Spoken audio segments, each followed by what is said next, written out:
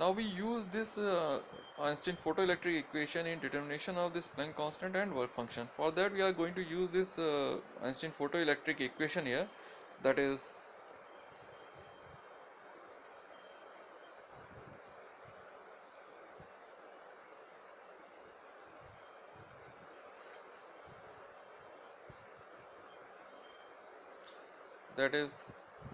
again here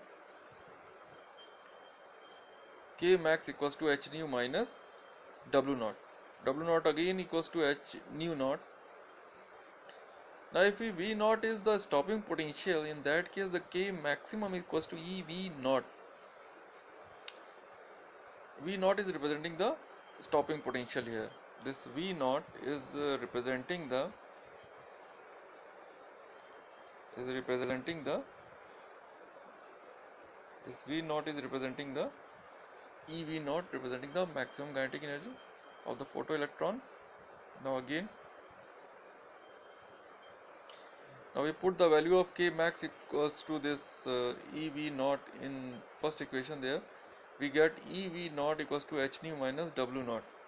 Now if we divide this entire equation by E, we get here V naught equals to h upon E nu minus W naught upon E. Now if we compare this equation with the equation of a straight line, this one y equals to mx plus c, we can plot a graph between this V naught and nu. We get a straight line here. Now we need to find out the slope of this line here. Suppose the slope of this line is theta. In that case, tan theta equals to uh, m equals to tan theta, and tan theta equals to AC upon BC, which is further equals to h upon E, where h is the Planck constant here. Now in that case, h equals to E into AC upon BC, and again it is equals to E into slope of V naught and nu graph. That is clear. Now we are going to find out the work function. If this line, you can say that this line is increases in downward direction, it will cut the straight vertical axis at minus W naught upon E. So in that case, the intercept of this line on a vertical axis is equals to minus W naught upon E. So we put the value here. Now W naught is equals to E into magnitude of the intercept of the intercept on a vertical axis. So in this way we can find out the value of W naught, as well as we can find out the value of this Planck constant here.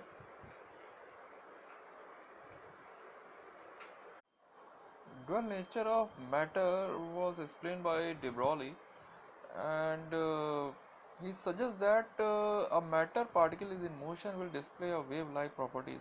To explain this, he uses the Einstein mass energy relationship. According to this E equals to mc square, where E representing the energy and m representing the mass, and c will representing the speed of light here. According to this relation, he said that there is a symmetry between the mass, that is matter again, and the radiation. On that basis, he suggests that the matter must possess dual nature, and he explained according to that he said that the particles like electron, proton, not only mass point but also they represent the uh, wave-like nature. The wave associated with the material particle in motion is called matter wave, as that is explained here. The wave, the wave, the wave with material particle in motion are called matter or de Broglie waves, and their wavelength is called de Broglie wavelength. Now we are going to prove the de Broglie wave equation here. Considering a photon in of an electromagnetic wave of frequency this nu, and energy, its energy from Planck quantum theory is given by E equals to h nu. As per Einstein uh, uh, mass energy relationship there. E equals to mc square, and we are going to equate this value of E in this equation. E equals to h nu. We get a value here, h nu equals to mc square, and nu is representing the c, replaced by this c by lambda here, and hc by lambda equals to mc square. In that case, lambda equals to h by mc, and that is equals to again h by p, where lambda is representing the de Broglie wavelength, and they will represent the frequency of the radiation, and p will represent the momentum of the photon in that above equation, that is in this equation here. Now again he said that according to de Broglie hypothesis, that equation must be true for the particles, material particles like electron and proton also, and hence if the particle mass m and the velocity v, we can replace this mc by mv, and we get lambda h upon p equals to h upon mv, and again this relation will represent the de Broglie wave equation here. Now we use this Einstein photoelectric equation in determination of this Planck constant and work function. For that we are going to use this Einstein photoelectric equation here, that is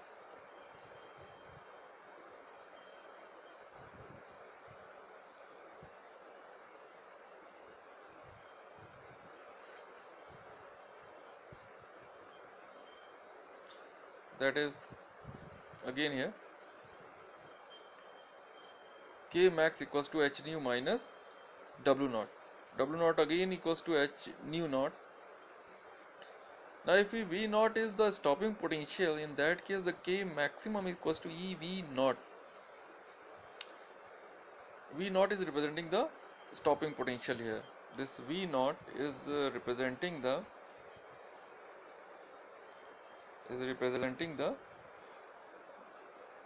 this V naught is representing the EV naught, representing the maximum kinetic energy of the photoelectron. Now we put the value of K max equals to this EV naught in first equation there. We get EV naught equals to h nu minus W naught. Now if we divide this entire equation by E, we get here V naught equals to h upon E nu minus W naught upon E. Now if we compare this equation with the equation of a straight line, this one y equals to mx plus c, we can plot a graph between this V naught and nu. We get a straight line here. Now we need to find out the slope of this line here. Suppose the slope of this line is theta. In that case, tan theta equals to m equals to tan theta, and tan theta equals to AC upon BC, which is further equals to h upon E, where h is the Planck constant here.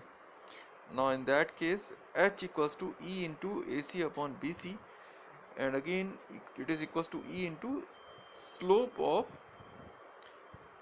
V naught and nu graph. That is clear. Now we are going to find out the work function. If this line, you can say that this line is increases in downward direction, it will cut the straight vertical axis at minus W naught upon E. So in that case, the intercept of this line on a vertical axis is equals to minus W naught upon E. So we put the value here. Now W naught is equals to E into magnitude of the intercept of the intercept on a vertical axis. So in this way we can find out the value of W naught, as well as we can find out the value of this Planck constant here.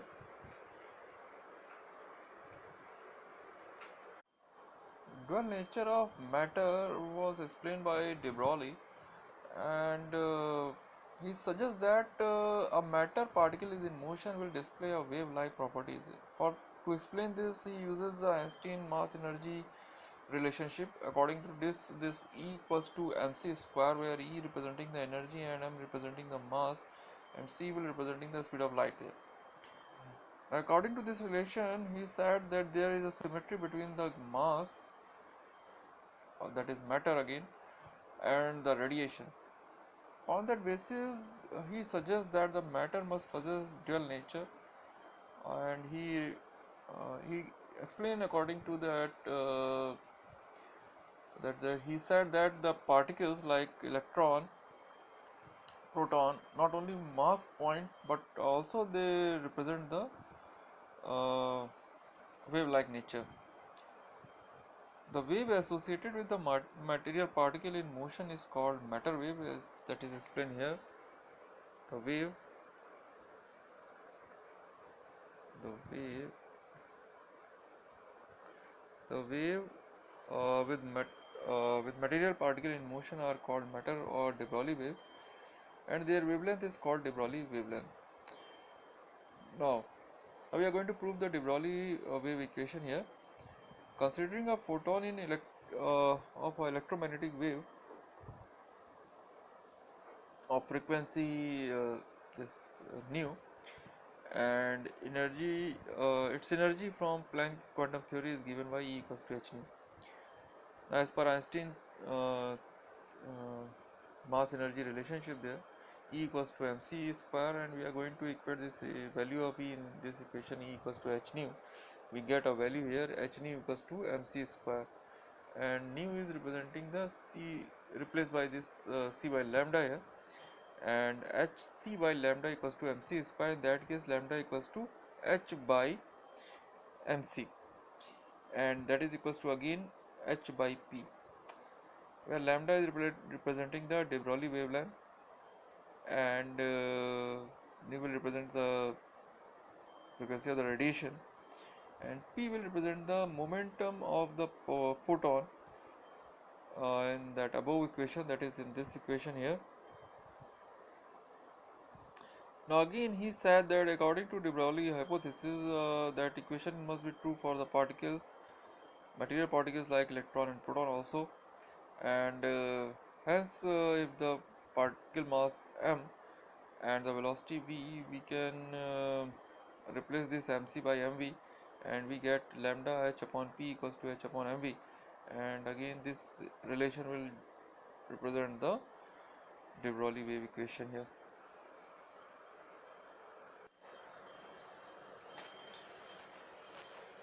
Now here we are going to find out the de Broglie wavelength of an electron. Now for that we have to find out the kinetic energy gained by the electron here. Now the kinetic energy that is gained by the electron is given by half mv square. If you multiply numerator and denominator of this equation here,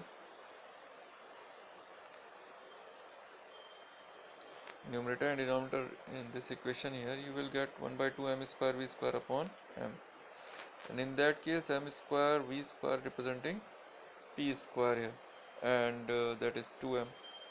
In this way this relation comes out, and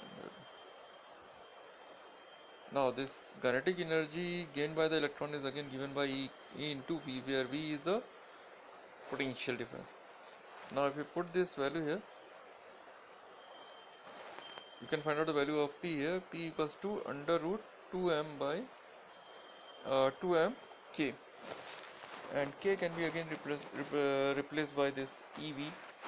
You will get under root 2m EV. Now the value of P becomes P equals to under root 2m EV. Now put this value of P in de Broglie wavelength equation there. Lambda equals to h upon p, you will get lambda equals to h upon under root 2m k, and that is further equals to h upon under root 2m ev. Now if you put the value of this Planck constant, this mass of electron, m representing the mass of electron, e representing the charge on one electron, and v is the potential difference again. So we have the value here h, m and e. So we put the value here in this equation, we get h upon under root 2m ev. If we put the value of h, m, e, we get new relation here, that is 1.227 upon under root v nanometer. nm will represent the nanometer, that is 1 nanometer equals to 10 to the power minus 9 meter. So we can replace this nanometer by 1 into 10 to the power minus 9, and again we get a relation here which is used in numericals basically to find out the de Broglie wavelength, and de Broglie wavelength, and it is again lambda equals to 1.227 upon under root this v is again potential difference here. Now we are talking about the Davison and Germer experiment. The Davison and Germer perform an experiment to study the wave nature of the electron. For that they are using an apparatus which consists of an electron gun. That electron gun consists of filament which emits the electron basically. Uh, uh, by applying a variable potential across the cathode and anode of that gun, uh, we get a beam of electrons basically, and that beam of electron is incident on the nickel crystal, which is rotate about its axis perpendicular to the plane of the paper, and this beam of electron will scattered from this nickel crystal and moves towards the collector, movable collector basically. The movable collector will collect the electrons which is scattered from this nickel crystal basically, and if you see the figure here, this figure here, this phi will represent the angle, that is a scattering angle between the beam of incident uh, electrons and the scattered beam of electrons, and this if you got this Davison and German perform this experiment for various potential by varying a various potential between 44 volt to 68 volt, and they found that 54 volt they are getting the maximum peak there in the graph, and that's in that case the scattering angle is about 50 degree, and at 54 volt, and that in that case that will show that there is a maximum intensity in particular direction basically due to the constructive interference of the electron is scattered from the different layer of the regularly spaced atom of the crystal. So if you see these graphs which is starting from 44 volt to the this 68 volt, 54 volt to 68 volt, and this maximum peak will appear at 54 volt basically, and at in that case that is a scattering angle will be 50 degree. Now if you see this in this case here, these angles theta, phi and theta add up, they will give you 180 degree. The sum of these all these angle will give you 180 degree. Now in this relation, through this relation we can find out the value of theta here, and that is around 90 minus 1 by 2 phi, and in this case phi is 50 degree, you put the value of phi is 50 degree, you will get 25 degree, and now you minus this 25 from the 90, you will get a 65 degree. Now we are using the Bragg's law here, that is 2 sine theta 2d sine theta equals to n lambda. Now you are putting the n equals to 1, and just because of that n equals to 1 there is a maximum diffraction there, and 2d sine theta equals to lambda in that case, and d is the interatomic separation between the atom of the crystal, that is d, and d is equals to here in this case is 0.914 angstrom, that is given here. Now put the value of d and this theta which we already calculated in above relation here, theta here, and in this way we can find out the value of this lambda, since we have these two values theta and d, and we put up these values in this equation here, and we get the value of lambda, and that comes out to be 1.65 angstrom, I think so. And so from de Broglie hypothesis, wavelength associated with the electron beam accelerated through a 54 volt must be that is lambda equals to h upon mv. And put the values here, and 1.227 into 10 to the power minus 9 upon under root v. Once you put the value of v, that is 54 volt, and you will get in that case that is 1.64 angstrom or 0.166 nanometer.